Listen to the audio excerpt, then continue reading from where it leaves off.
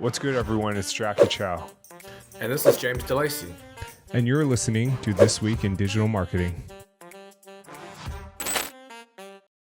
All right, Dom, it's just us today. James has Thanksgiving, just silly American things. What's going on with you, man? We haven't spoken in a while. I thought we were due for a catch-up. Yeah, I can't remember when we spoke. I think it was probably the beginning of the year, so it's been a while. Yeah. You were in Chiang Mai, right? Yeah, that was cool. First time there since 2018, I think. How was that? Got older. Yeah, it was good. It was different for me. I was speaking, so slightly different because you don't want to go out every night because you don't really want to be like wrecked when you go on stage, and maybe you skip some talks because you want to go practice your own talk and stuff. But it was really enjoyable and kind of made me want to play around with SEO a little bit because it's been a while since I've really been doing SEO myself. Nice. Did you learn anything, or is it? Yeah, I learned a little bit. Nice. Cyrus Shepherd did a talk where he became a quality rater for, I don't know how long he was, maybe a year or something, and he kind of explained how Google really works, and they can't actually understand text. They just kind of fake it and stuff, and it was quite interesting. Nice. Wait, he became a quality rater for a year, like as a job? I can't remember. I don't think he did it purely for the income, though. I think he was just interested to learn. And so he kind of explained that the way all the core updates work, I mean, it's kind of obvious, but maybe it's not necessarily how we think about it. But the quality raters will rate tens of thousands of websites, and they'll rate them based on random things. And then all of that data gets fed into the machine learning algorithm, which then tries to replicate it for the rest of the SERPs, and then the HCU update rolls out, and so it's based on the quality rater's interpretation of the Google guidelines, and then AI trying to figure out how to do that. But there's like a fuck ton of those, the raters, right? So it's like a ton of data points. But there's loads. There's a bunch in different countries, and they're not like, they're smart as well. They all have degrees, and like they're highly educated people. So it's kind of it's kind of interesting. And he said the first thing a rater typically does when they're trying to view a site is they'll click the kind of about this listing, the 3 lines you get in Google. Where it says like more about this listing, and you click on it and it shows like other sites that have are talking about that site, and that's part of how they gauge EEAT is, are other sites saying good things about that site. So one easy thing you can do to try and boost your EEAT is like if you're able to launch an affiliate program or something like that, so you get a bunch of other sites writing positive things about you. And I was just kind of like, here we are thinking EEAT is about having a fancy about me page, and it's actually just getting other sites to write good things about you. Is it any site, or is it like household name sites that help, if you remember? Well, the better the site, the better. But if you've got nothing, then having other sites say good things about you is going to be good. If you, obviously, sure, the better. The better the site, the better. But it's better than not having anything. Cool, man. What was your talk about? Well, the title was "You've Built a Portfolio. What next?" And it was a little bit inspirational and a little bit practical. So it's kind of hard because I was thinking, well, what is the answer to that question? Because Diggity came up with the title, and I messaged him, do you want me to like inspire people, or do you want me to just give them like a blueprint? And he said hybrid, and I was like, well, that doesn't help. But I just kind of told a story about why I took a company public, and how everybody in SEO has these really good skills, and they probably don't realize how good their skills are because we hang out with other SEOs. And if you think bigger, you can probably achieve way bigger things.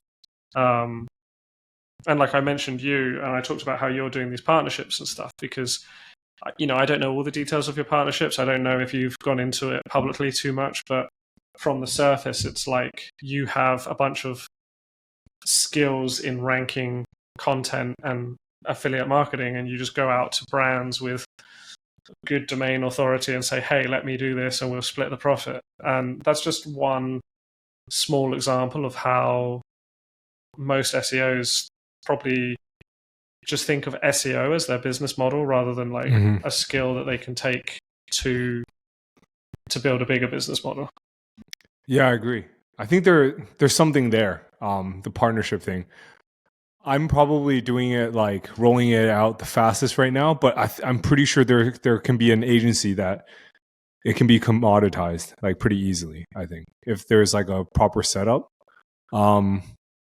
Yeah, we're rolling out pretty fast right now, but I think there's a more optimal way to do it, like more tech oriented, because like we're limited by our human editors right now. But there's a way to have it AI enabled where you can just scale up like pretty damn quickly. I just haven't figured it out yet. But yeah, I do agree. That's dude, you guys should totally come out with an agency like that. Yeah, let's talk about that. That can be the episode. We'll build it in public. I mean, you could probably do something like, a bunch of AI services like Content at Scale. They have the ability to, create the content and then automatically push it to someone's website via like a WordPress plugin. And so you could essentially do a ton of keyword research. So, let's say you partnered up with someone that had really high domain authority, like maybe a tech SaaS or something, and you just created a ton of content, and you'd have to have a little bit of human editing because you'd need to add in affiliate links and, make sure it's not trash. But then you can probably publish like, I don't know, 30 articles a day on this site. And then again, you need a little bit of human tweaking, like, internal linking and adding better images and stuff like that. But if you did it at scale, some of that content's going to rank. And then the thing about the agency model, though, is it's like, it would have to be performance based. So the job of the agency is the implementation, and so you have somebody selling I think that the trickiest part would be getting buy-in from business owners. Because they don't want you like throwing up a bunch of spam content on their site, which is what people might view AI as. But if you can get somebody to buy in, then you can just scale their content and split the profits or whatever. Yeah, I haven't found a way, like, because I think right now we're at a point where, because I'm talking about it so much, we get more applications than actual. So we pretty much have to turn people away if they're like DR freaking like 50s. But some of them are really solid, But I think there's something there. But we'll send them to us. We'll give you a commission. Do you guys have a management company, like similar to Mushfiq's web operators? Well, that was how OnFolio started. So we don't do that, but we've got all of the frameworks. So, I mean, like when OnFolio first started, we did two services. One was people that already have a portfolio or they already have a website and they don't want to run it anymore. They'll come to us or we'll partner up. And sometimes, it was like, oh, hey, if you've been hit by a Google update, we can try and fix it and we'll take a share of the upside. But then we realized it's a lot harder to fix Google updates than we thought. So I think we actually fixed one or two. And then the other service was like buy-side assistance. If somebody's got like 100K, they want to buy a site off Empire Flippers, we'll make that happen. And so then, we built all the frameworks out. We had the team and everything. And then we were like, actually, it's probably more lucrative to build our own portfolio, and so we raised money to start buying our own sites. But like we know how to do all of that stuff. We just have been busy doing our own stuff. So how's your how's OnFolio doing? I haven't been following the earnings reports, but Yeah, I mean, it's moving in the right direction. Revenue's up, gross profits up, expenses are still high but are coming down. So we're on the path to everything's trending in the right direction except the stock price. But not much we can control about that. Yeah. So yeah, I mean, we're launching new stuff as well. We just rolled out Deal Pipe. I don't know if you saw that. Yeah, I saw that. What is that again? Remind me. Really surprised me how much interest we got, to be honest. It's basically, so about a year ago after we went public, a guy approached me who was like, hey, I'm really good at finding offline, off-market deal flow. And so I'll be able to, I can help you find agencies or I can help you find online businesses to buy. And I was like, yeah, okay, let's give it a go. And I was really impressed with the level of the quality of business he was able to find. And what was more interesting was that because they're off-market deals, a lot of the business owners were like, they were still in love with their business, but they were like, sure, I'm open to selling a minority and if it makes sense, or I'm open to just a discussion.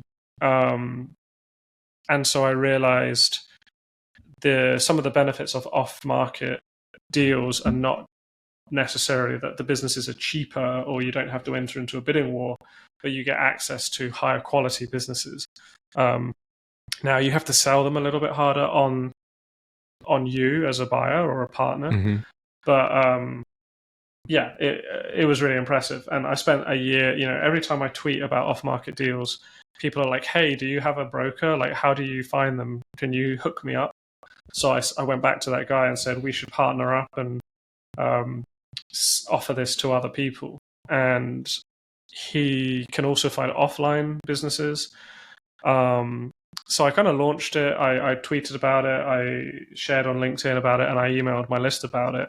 And we got some pretty high quality people like interested, like people that have raised tens of millions of dollars for VC style investments and have realized it makes more sense to buy established businesses, or people who want to buy offline service businesses in Utah, for example. People who want to buy $10 million agricultural businesses, just a whole range of people that I was kind of like, I didn't realize you guys were on my email list for a start, but also like, this is really cool. So we think it could be a pretty good moneymaker for us, and also, nice. Something that is what's the service. The business model? You just take a cut? We have a small retainer, which is really to cover our costs because we're doing proprietary searches for people. We're not really like kind of going out and spamming the internet. It's more, okay, you tell us what you want, we'll go and spin up systems. And so it costs us a few grand a month to run a search for someone. So we charge them a few grand. And then we take a 3% success fee. So if they buy a business for $1 million, we get 30%. We get 30K of that. So it's something that's probably going to be a bit of a slow burner because we're not really going to make much money off the retainers. But if every month or every couple of months we close a multi-million-dollar deal for someone, that could be worth 6 figures a month to us. So it's pretty good. Nice. And my partner's doing all the work as well, which is also beneficial. Yeah, is that just tapping into your network and then just delegating? It's a smart move. And that's under OnFolio, right? Yeah. It's not a side hustle or anything. So all the profits are going to accrue to OnFolio. Well, he gets his share and then we get the other share. Solid. Nice. You mentioned that expenses are still high, but heading in the right direction while your revenues are up. What is your largest line item? Is it payroll for expenses? You can just talk about the previous earnings report. A little bit. So it's interesting because all the portfolio companies are profitable. But then, so when people look at us and they see like that we've got quite high SG&A, which is just kind of general admin expenses. But the SG&A of the portfolio companies rolls up into our consolidated SG&A. So it's not like the parent company has necessarily high expenses. But the reason we're not profitable, despite all of our portfolio being profitable, is because we have the fixed costs of being a public company. So audit fees, lawyers, NASDAQ fees, insurance, and then my salary, CFO salary, stuff like that. So a lot of it's coming down because we let go of our IR firm. We let go of a couple of operational people that we had who, if we were making tons of acquisitions, we would really need them. But because we're not, and we're trying to just get to profitability as soon as possible, then we kind of don't need them, unfortunately. So we let a few good people go.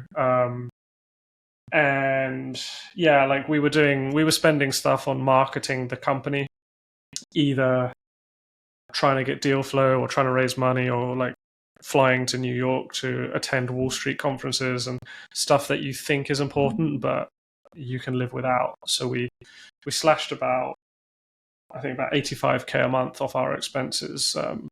So yeah, like Q4, the expenses will be a lot lower. Plus revenues will be higher because of Black Friday. So it's it's a pretty good situation overall. Just need to keep executing to get past those high fixed costs, and then we'll be good. Nice.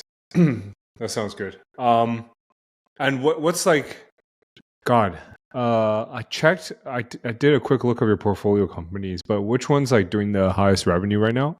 Do you guys disclose that? You do, right? Or previous earnings? You can talk about that. We don't, but you can kind of figure it out from looking at the acquisitions we've made. So Proofread Anywhere is the highest revenue. The course about how to build a career as a proofreader. Mm-hmm. That's a course. Course sales are still solid. Sick, man. It's great. Yeah, I mean, people think we bought a proofreading business, but we bought a business opportunity course, basically. You know, it's like how to make money online, basically. And this particular method for making money online is building a career as a proofreader. And there's probably some people who are like, oh, I'm not sure if I should buy this course because AI is going to take proofreading jobs. But AI is not really good enough as a proofreader for the types of people who are hiring proofreaders. You know, like legal documents and stuff like that. They're not going to rely on AI to proofread. So ultimately, the business opportunity is still good. But at the same time, we're trying to build a little bit of a I don't know how to, like a library of different courses. So maybe we've got a course that's like, you want to make money online, you know, have you considered being a proofreader? Take this course if you want to try that. But then maybe we have a course teaching people how to do affiliate marketing. Maybe we have a course teaching people how to, you know, build a business off their Twitter. And so there could be this kind of all access pass that people could buy that gets them access to all the different courses and things. So a lot of the value in Proofread Anywhere is not only the fact that it generates a lot of revenue, but it also has like 300,000 email subscribers who are interested in learning different ways to make money online. So it's a pretty good company. Nice. Dude, all those emails, and you should just I don't even know, do like a weekly. Are these guys all interested in making money online? Like the list? You should just like do like a weekly digest of make money online type of things and just sell sponsorships there.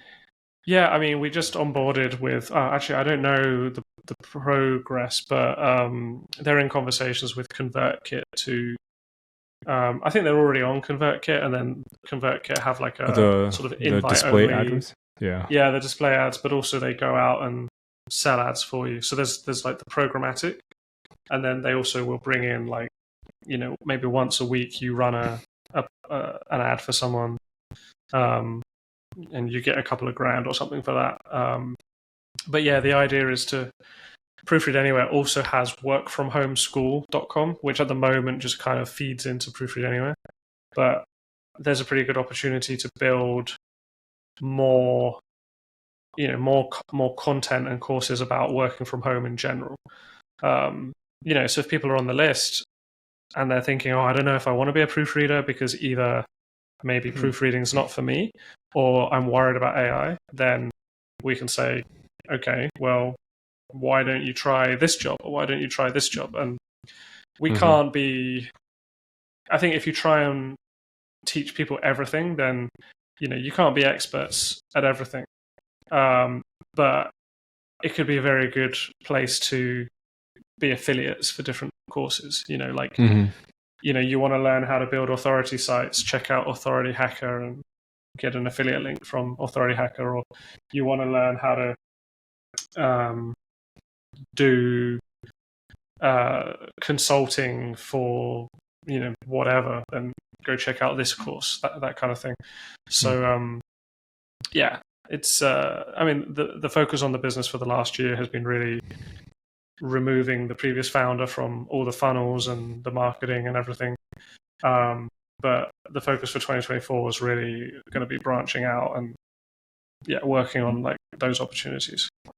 Nice. Okay, cool. Which one in terms of like SEO strength is the strongest in your portfolio? Dude, we gotta partner up somehow, That's man. Don't say OnFolio. Which one of those are willing to do OnlyFans content? That one we can scale to the moon, man. OnFolio has a good DR, but considering some of the backlinks we've got, I'm surprised it's not higher. We got backlinks from like MSNBC, Yahoo Finance, like most of them are do follow as well. I think the highest domain rating, if you use the Ahrefs thing, is I think password protect WP is like 64. That's like one of our WordPress plugins. MightyDeals.com is 72. Outreach Mama is 65. So we've got a bunch in the 50s and the 60s. I don't think we've got anything above 80. I think Mighty Deals 72 is the Mighty Deals? Really? Yeah. Yo, I know. give me access to that. What are you guys doing? Content on it. What are you guys doing? What do you mean? What are we doing? Why aren't you just throwing hella affiliate content on there? Like Password Protect WP is easy affiliate site. Yeah. Easy. I think it's one of those things where, let's say for Mighty Deals, I saw the domain rating and I was like, I think maybe I went too narrow with my search. So I looked for keywords relevant to things that the Mighty Deals audience would be interested in. And there wasn't a ton. There wasn't a ton out there. So I think I created 20 articles, stuck them on there, and the articles just ranked like mid-page 3. So I was like, oh well, it doesn't work. So maybe I did something wrong with the strategy. Maybe I should have gone after different keywords. Maybe I should have done like 100 articles. Maybe 20 wasn't a big enough sample size. But are you joking? Like, yeah. Also, I'm looking at Mighty Deals right now. Dude, just throw hella Amazon affiliate content on there. What are you doing? I don't know. Okay. I'm busy. To the audience listening, how ridiculous this is. I mean, granted, Dom is like busy with other things. He's got DR72. He's got like it's like a not that many year pages. domain as well. I think it's yeah. I mean, oh god, actually, you have like 5,000 index pages. You might have an issue there too. Do you have an in-house SEO, right? No, not anymore. We got rid of. I mean, we have a ton of backlink agencies, but we don't actually have any in-house SEO team anymore. We got rid of all the central services at the start of the year. Damn, that sucks. Dude, I think there's guys. If you follow Dom on on Twitter, go follow him and start pitching him partnerships. I think this is a no-brainer. This is an easy one. Honestly, I'll probably do an episode tomorrow on have you seen my daily YouTube? I'll do an episode tomorrow exactly like what I do with it, and this will be fun. Like sweet. And then you could just take it and run with it, or we can partner up, or you can partner up with one of my audience members. There's a lot of hungry kids out there. Kids as in like, younger ones. They'll probably give you a better deal than I will. But I thought you were a kid. I thought you were a hungry kid. Dude, I'm freaking turning 32 soon, man. I just I'm no longer as hungry as I once was. Yeah, it's rough out here. But yeah, dude, you have really strong, like Mighty Deals is generic enough. What I would do is probably just like we're just shooting the shit right now, by the way.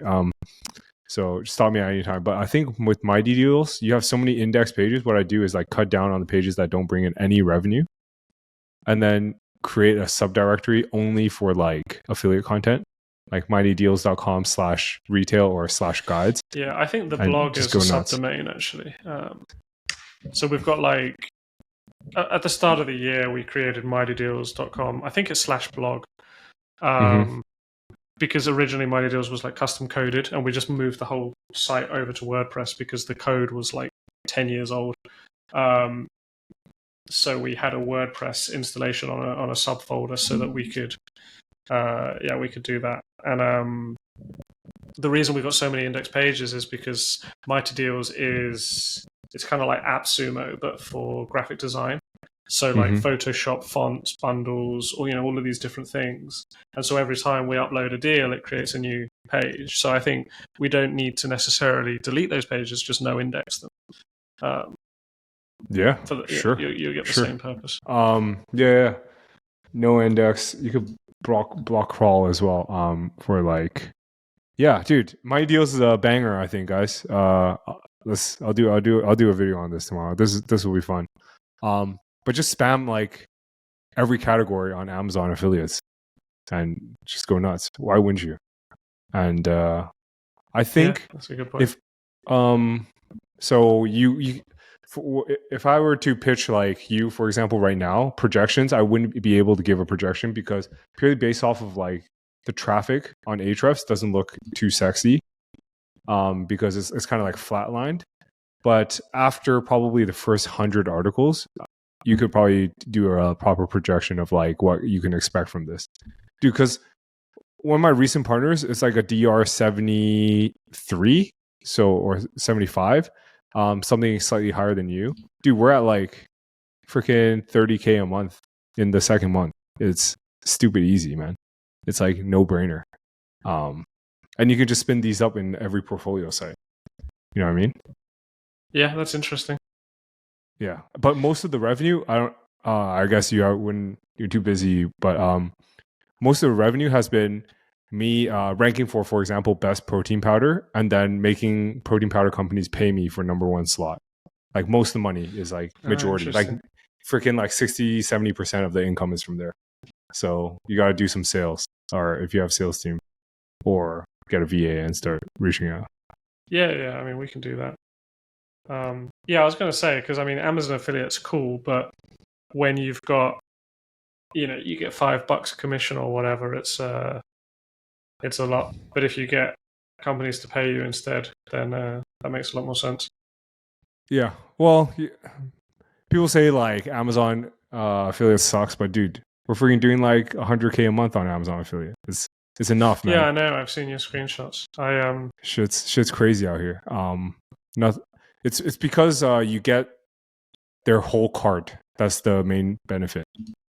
You don't just get the product. I was a huge Amazon evangelist for very long, and then I don't know, the changes they made at the start of the pandemic pissed me off. But fuckers. The money's still there. Yeah. Yo, you saw Thrasio might go bankrupt? Yeah. I saw that coming, dude, as well. Yeah, they were too aggressive. They had so much money. I'm pretty sure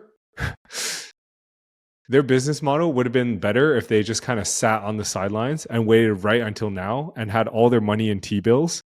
Dude, they would have been like rich just from T-bills. And then they could scoop up like nonstop garbage starting now. But when they were raising money, it was like, what?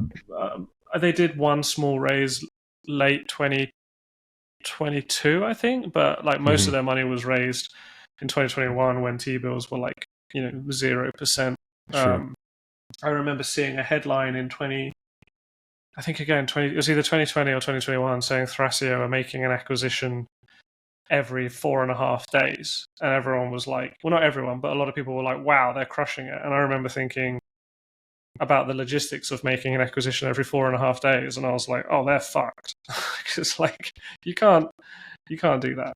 Like there's no way that's going to end well. And so I get what they were trying to do, and they kind of were in a little bit of a land grab because they weren't the first.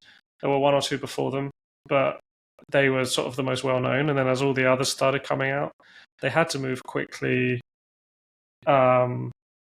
because otherwise everyone else was going to acquire all these brands. Now, yeah, in hindsight, they should have sat on the sidelines, let those brands go bankrupt, or the aggregators go bankrupt, and then started just aggregating the aggregators. That would have been the smarter thing to do. But I mean, now all I'm not sure if you follow the e-com Twitter space, but now all the e-com guys are picking up like scraps from the aggregators, or FBA brands that are defaulting. Dude, I think there's a lot of opportunities there. Are you guys still buying, or are you guys just looking for absolutely big, good deals now, or just sitting on the sidelines for now? We're buying where we can. Yeah, I mean, part of our issue has been partly because of the aggregators. It's been quite hard for us to get additional capital at favorable terms. A lot of the lenders who lend to companies like us have been burned because they lent money to people like Thrasio, and so they look at us and they're like, yeah, we don't lend to aggregators anymore. And we're like, we're not an aggregator. Like, we know how to run the businesses we buy. But yeah, it's been tricky. So what we've started doing is we've kind of gone back to our roots a little bit, and we're starting to just find deals where maybe we can offer some preferred shares to the seller. We can offer them a seller note, and then maybe we need like 500 grand to close the deal. So we're going to go to our investor list and be like, hey, do you guys want to come in with us on this deal? We'll own deal by deal basis? Sometimes I think it's better for investors if it's more of a strategy. So right now we've got, say, 5 or 6 agencies in our pipeline, like mostly SEO agencies, but also some email marketing, some PPC. And so we're going to say to people, hey, we're going to raise a few $1 million, and we're going to use that money to buy into each of these agencies, so that then investors are not necessarily investing in a particular deal; they're investing in like the strategy, and then they're getting diversified. And there's another one that we might do. It's very early on, so we're still ideating, but I've got some friends who are really good at growing courses. Like, there's a ton of course creators out there that have got really good courses, but they don't know how to build funnels or email marketing and everything. They're just not very good at selling their course. So we'll probably pitch them like, hey, we're gonna, we'll buy 30% of your course or 40%. You stick around, you keep doing what you're great at, which is usually being the creator and teaching the course and cultivating an audience, and we'll just like grow the shit out of your business. And because we've got like 30% in it, probably the ROI would be good even if we didn't grow it. But if we can double their course, then the ROI is great. So in order for us to deploy more money so that we can do that like at scale, maybe again we'll go out to our investor network and say, hey, we're gonna do this strategy, who wants to invest in it? I'm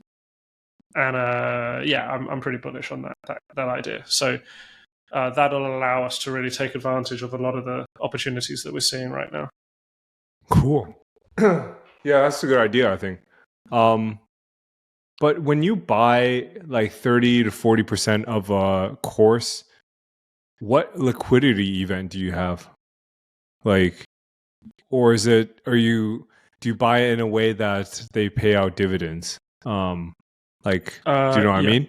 Yeah. Okay. No, they would pay out dividends, and you have to make this kind of decision where, how do we decide what money gets paid out as dividends versus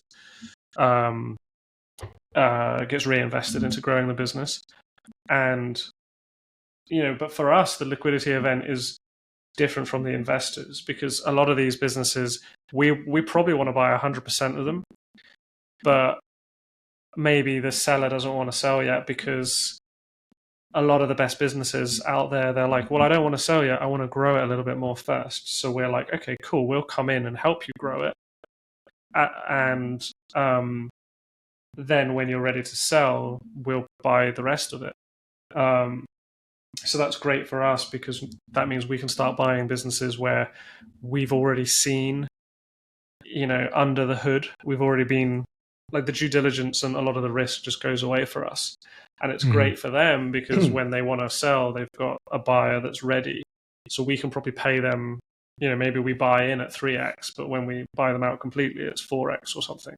So that's good for investors because investors can, they get multiple expansion. Maybe they come in with us at 3x, and then when we're going to buy the full business, we could say to them, actually, you could stay owning it if you want.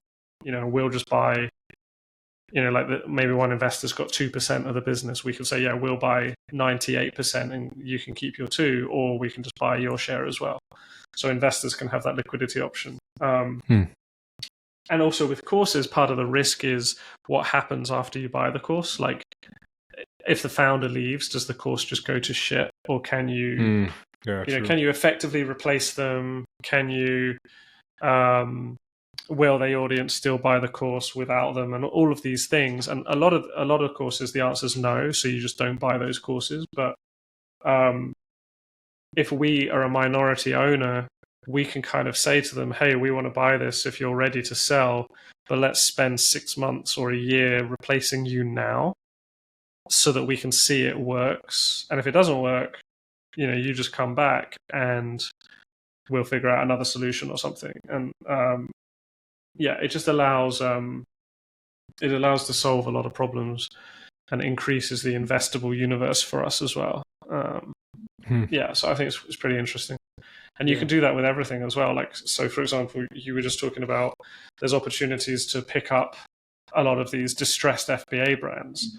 So maybe we find someone who's an FBA expert or an e-commerce expert and do the same thing. We say, right, we'll partner up with that person, we'll raise some money, and then we'll go out and execute that strategy. So yeah, it's a pretty interesting and exciting opportunity. Sure.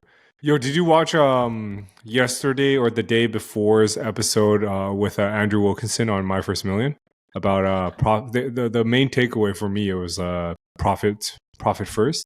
I'm not sure if you watched that episode. It's a good one. Not yet, no. I've read, if they talk about the book Profit First, I've read that though. But yeah, I saw it come up in my feed, and I'm on a My First Million break at the moment, so I'll get to it. Yeah, I'll get to it at some point. Yeah, I think that one is a banger. Obviously, I'm a big fan of Andrew. Andrew and I are actually working on a couple things right now. It's pretty big. Couple partnerships in the pipeline right now. It's nice.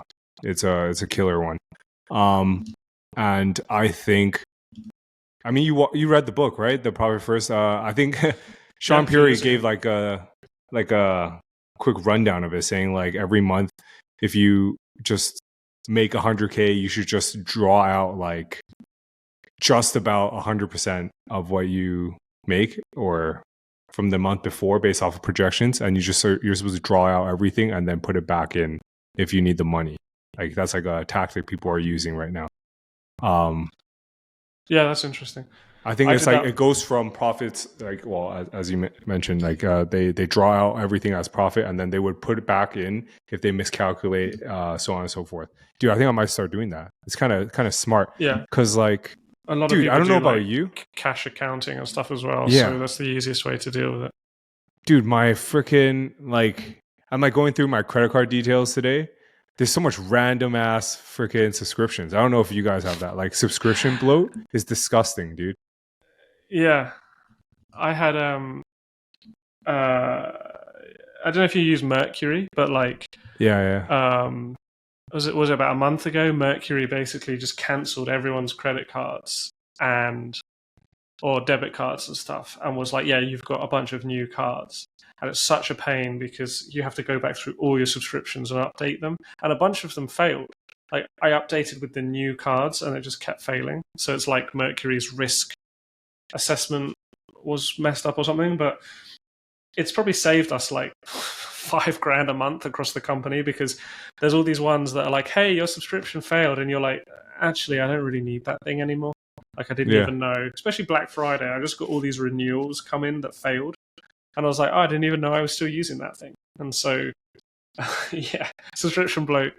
Like, I think it's Bill D'Alessandro. He just says like every 6 months he just changes his employees' credit cards so that like, and there's a bunch of software they can't be bothered to sign up for again. It just like saves him thousands. So that's a pretty good idea. Fuck, that's so smart. Fuck, should I just start doing that? But then the credit card points. You don't have any employees, do you? Yeah, but I mean, like, just deleting credit cards. For myself, and then just. Yeah, I mean, I think what we used to do was we had a spreadsheet, and we just had a spreadsheet of all of our software, and every like 6 months we would just manually be like, do we still need any of these things? And the problem is, it might be something like Surfer SEO, and you're like, well, we've got 7 different companies that are using it, and 6 of them said they don't need it anymore, and 1 of them does. So you're like, should we downgrade it? Should we should we cancel it? Cancel that shit. A lot of it just ends up staying because someone's like, yeah, I kind of use it. But if you cancel the card and someone has to physically log in and update the card, they're like, oh, fuck it, I can't be bothered. And so, yeah, maybe it is worth just canceling your cards every like 4 months or something. Yeah. And that's why companies offer you a discount if you pay annually, because it stops you churning for 12 months. Yeah. We just introduced that as a Black Friday for the Advise community. Dude, Advise is popping off, man. You fucked up by not joining. Pricing was like half of what it is now. You fucked up. Yeah, but the value is probably double what it is now, right? Yeah, it's definitely double. There's more people in it. No, I mean, you didn't do a good enough job of selling me. You were just like, hey, join this thing. And I was like, advise.so. I don't know what that is. No, it's crazy now. We got like nearly 100 people. Dude, we're like, yeah, the goal is to beat out Traffic Think Tank, because I hear they're pretty cringe now. So fingers crossed. Well, they're part of the SEMrush family now, aren't they? Yeah, exactly. But what do you think? I was talking to Mushfiq about it today. Obviously, I'm not looking to sell anytime soon, but he thinks that because most people are joining the community because of me, that no one would buy the asset. Thoughts? I mean, that would be the obvious assumption to make, yeah. But it's not necessarily true. But yeah, like on the surface, that's what it would look like. Whether nobody would buy the asset or not is different, because Traffic Think Tank initially started out because everyone was joining because of Nick and his business partners. But it grew into something beyond that. And so, if you wanted to sell now, it would be tricky because A, it hasn't been around for, what's it been around for, like 6 months? And B, like, it's very much 12 months, like, dude. 12 months. 12 months now, yeah. Oh, that year flew 12 by, months, didn't it? 12 months in. Well, you only invited me like 6 months ago, so obviously I wasn't cool enough. But what? That's a lie, dude. That's bullshit. I'm going to go back through our messages now. Yeah, go back. I bet it's like 12 months ago. We talk too much. I can't be bothered to scroll. Yeah, that's fine. But there are ways around that. Like you could. The kind of classic playbook is start to replace yourself in the community, start to find other people to do the biz dev and get people into the community.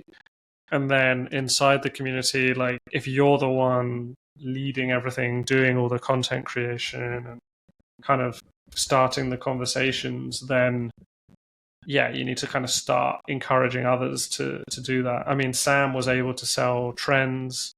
Although trends kind of from the start, the Facebook group revolved around him, but the actual trends product didn't really revolve around him. That was pretty smart, huh? Yeah. Incredible exit. I think he revealed on one of his pods that they sold the hustle, like everything, for 20-something million. Like he got 20-something million out of it. Fucking crazy. Yeah, that's pretty cool. And he also got HubSpot shares, and I imagine those shares have probably doubled in price since like mid 2021 or whenever it was that he sold it. So, yeah, but I think it's crazy that he's still holding so much HubSpot stock. It's like silly, I would say. He might I be would restricted. like instantly I don't know. divert. He might not be able to sell them. I don't know if he can just dump them. Yeah. Depends on the terms. Dude, did I tell you I got rejected from Hampton? The fuck is that, dude? I didn't know that. I got rejected. Well, actually, they never replied to me. but I live in Asia, so like I think I was just automatically disqualified. Dude, that's so fucked. Why did you get rejected? I thought you were like, aren't you friends with Sam, or sort of like buddies with him? Like we talk. Well, not often, but we chat once in a while. And I applied. I didn't hear back. And then the CEO emailed me saying, "Hey, you've been like fast tracked. We want you in." I had hopped on a call. They rejected me. I messaged Sam. I'm like, "Oh, damn. I didn't know you could be rejected from this." And then he's like, "No, I want you in." And then he spoke with his team again. He's like, and then I got another rejection letter. So I got rejected twice. Shit sucks out here, bro. It's rough for me. Did Sam like come back and say anything, or he was like, "Yeah, no, I spoke to them. Yeah, you're out." Like, no, he didn't even respond to my last message. I'm like, "Yo, what the fuck?"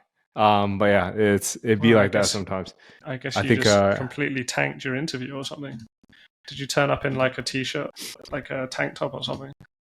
I think it was. I was in a hotel lobby, but dude, I don't know, dude. That's weird.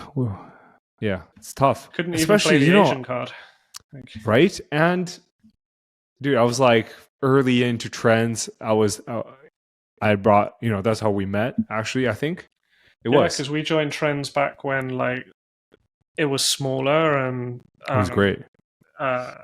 People. I feel like the early people in there were quite high level as well. Like everyone was doing cool shit. And so, yeah, I remember you were pretty active in there. And if I remember, you and Sam had some interactions and stuff. Yeah. Yeah. Such a shame. Oh, well, whatever. Let's you'll wrap get up. In eventually. They'll expand it. I don't know. Nah, dude, fuck them. Advise will be better than that. We're creating a better community over there. No, I'm at fuck Hampton. You can start a new one called Scampton. Yeah, exactly. Am I going to see you in Taiwan or what? Are you going to be there? Yeah, when are you coming? New Year's Eve and then 2 weeks after.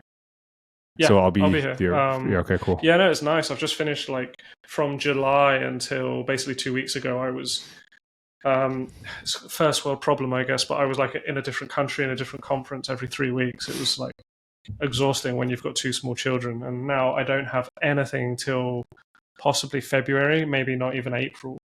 Nice. Which is awesome. Good, man. But like an idiot, like I came back from Chiang Mai SEO, like high off conferences, and I was like, I'm going to throw a conference in Taipei about like buying online businesses in March. And like, I haven't told my wife yet. So nice. Like, I don't know. I just signed up for some torture, I think.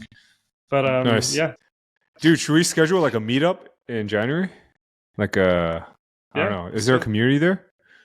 Yeah, there's like, I don't know, 20, 30 people here. Sick.